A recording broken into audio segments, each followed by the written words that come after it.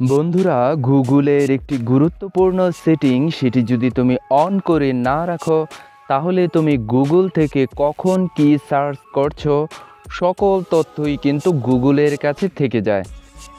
এতে তোমার ব্যক্তিগত তথ্য কিছুটা ঝুঁকির মধ্যে পড়তে পারে।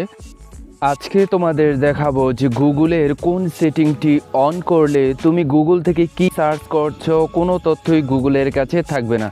তাহলে চলো বন্ধুরা, ভিডিওটি শুরু করা যাক। এর জন্য আমরা প্রথমে গুগল ক্রোম এই অ্যাপসটির উপরে টাচ করব।